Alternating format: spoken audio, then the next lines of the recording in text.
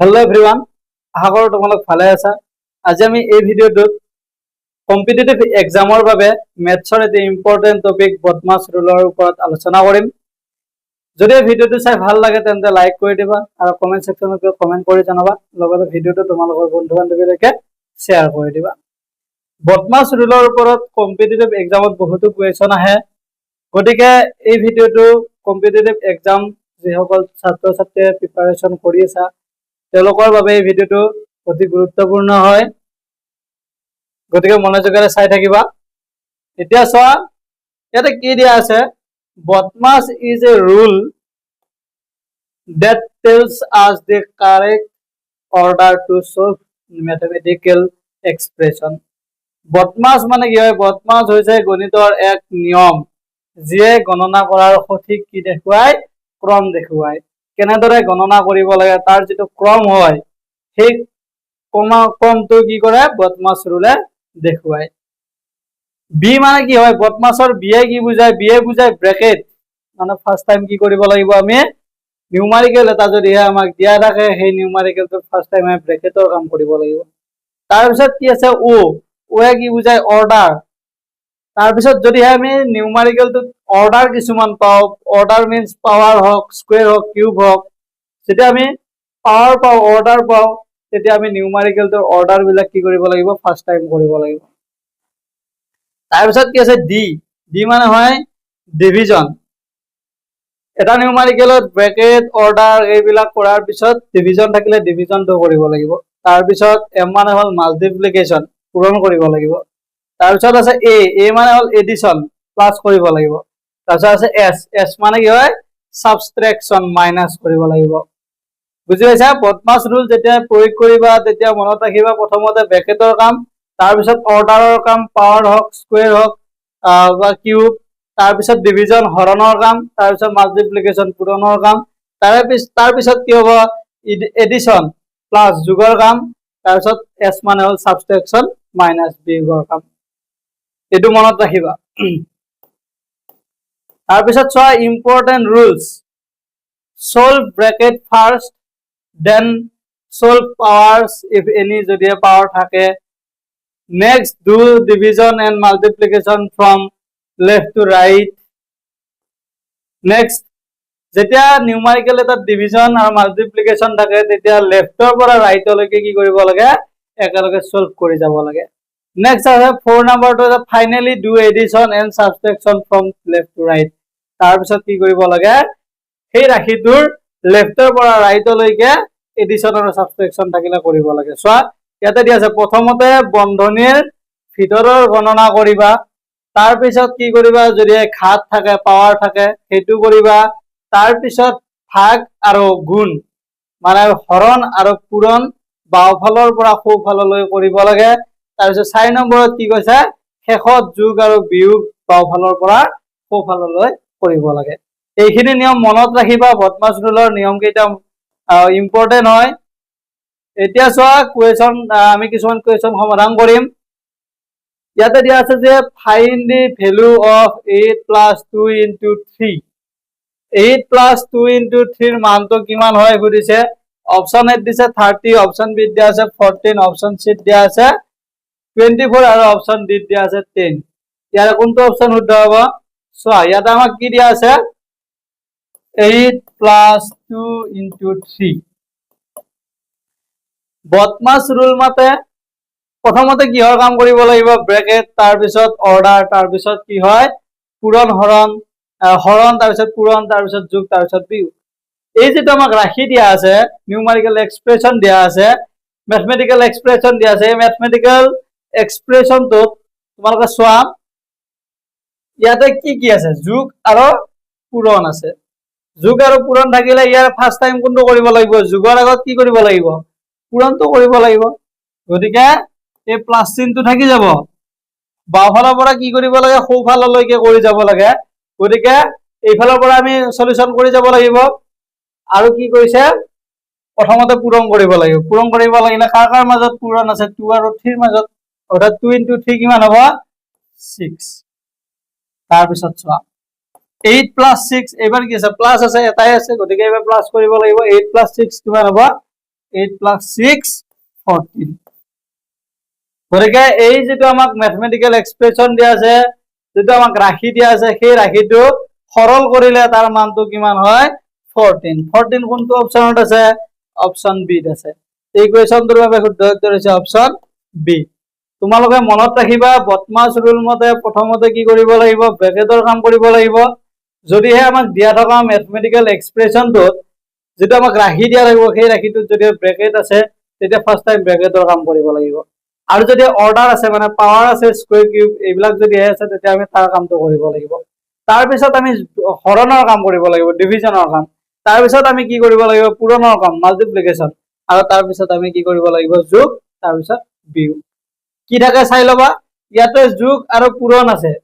যোগৰ আগত কি কৰি লব লাগে পূৰণ কৰিব লাগে সেইকাৰণে আমি প্ৰথমতে পূৰণ কৰিলো 2 into 3 কিমান হয় 6 তাৰ পিছত যোগ কৰিলো 8 plus 6 কিমান হ'ব 14 14 আছে এই কোৱেশ্চনটোৰ বাবে শুদ্ধ উত্তৰ এবাৰ চোৱা নেক্সট কোৱেশ্চন কি দিয়া আছে ইয়াৰ পিছৰ কোৱেশ্চনটো দিয়া আছে যে find the value of bracket start 6 plus 4 into 2 6 plus 4 ব্ৰ্যাকেটৰ ভিতৰত আছে 6 plus 4 into 2 ৰ মান নিৰ্ণয় কৰিব দিছে অপচন এ দিয়া আছে 14 অপচন বি দিয়া আছে 20 অপচন সি দিয়া আছে 24 আৰু অপচন ডি দিয়া আছে 28 ইয়াৰ কোনটো অপচন শুদ্ধ হ'ব চোৱা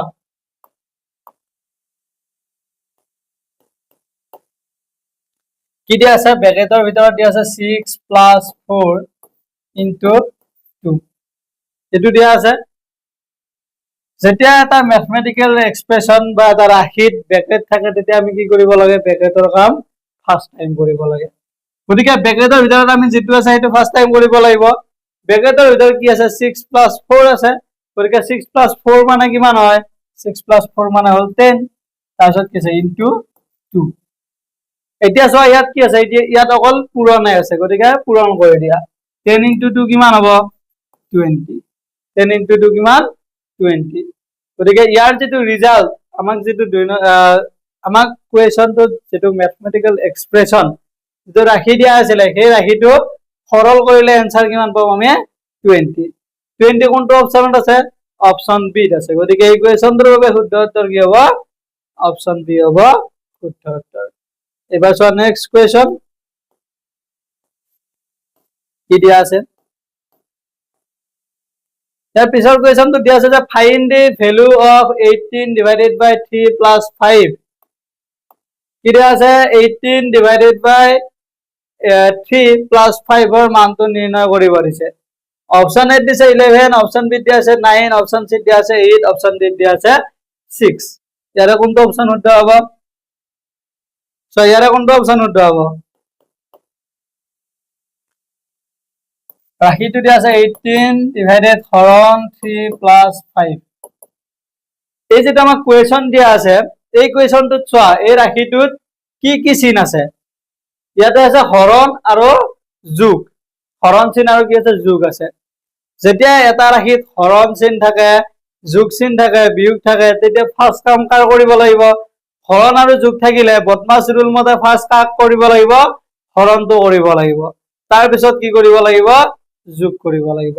গতিকে প্ৰথমতে হৰণ কৰা হৰণ কি কৰিব দিছে 18 ক 3 ৰে ডিভাইড কৰিব দিছে 3 ৰে 18 ক ডিভাইড কৰিলে কিমান হ'ব 3 ৰ ভাগটো মাতা 3 2 গুণ 6 3 3 গুণ 9 3 4 গুণ 12 3 5 গুণ 15 3 6 গুণ 18 3 ৰে যদি 18 হৰণ কৰো কিমান বাৰ যাব 6 বাৰ যাব তাৰ পিছত কি আছে প্লাস 5 6 plus 5 কিমান হয় 6 plus 5 11 6 আৰু 5 টো যদি আমি প্লাস কৰি দিতে কিমান হয় 11 হয় 11 কোনটো অপচনত আছে অপচন 8 আছে গতিকে এই কোৱেশ্চনটোৰ বাবে শুদ্ধ উত্তৰ কি হ'ব অপচন এ হৈছে শুদ্ধ উত্তৰ এবাৰ চোৱা নেক্সট কোৱেশ্চন কি দিয়া আছে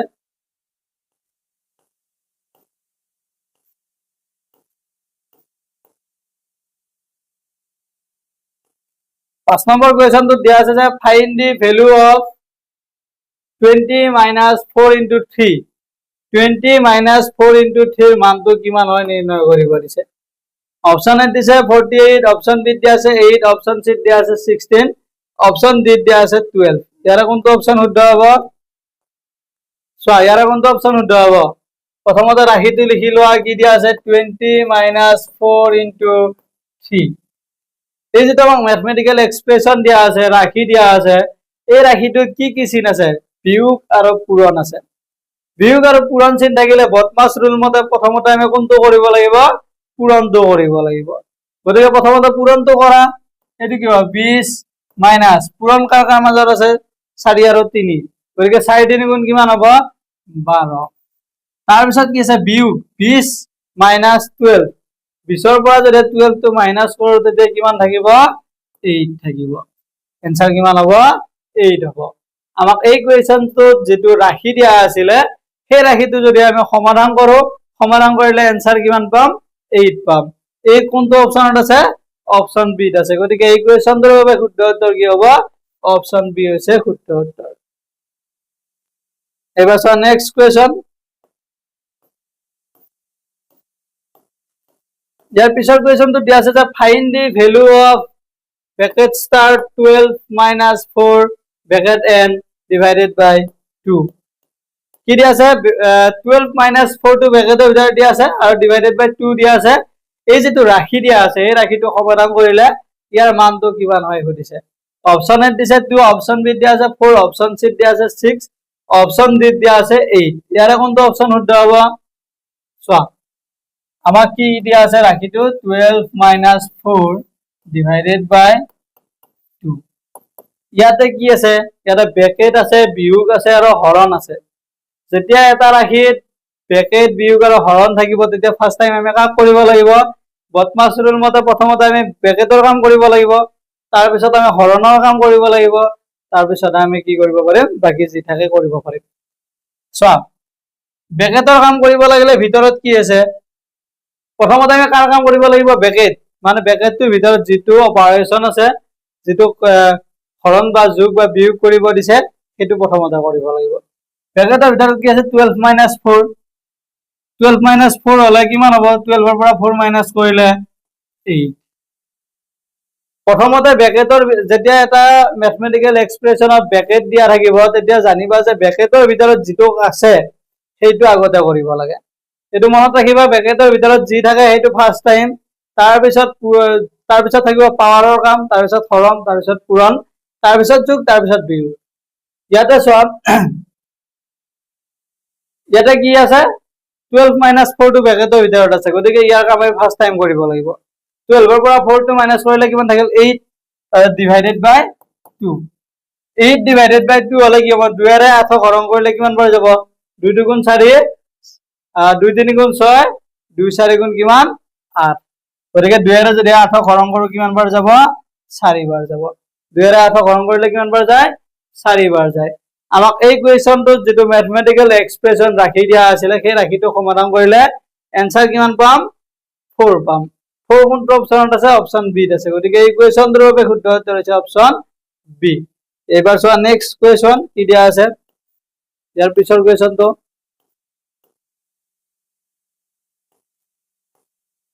7 নম্বৰ কোৱেশ্চনটো দিয়া আছে যে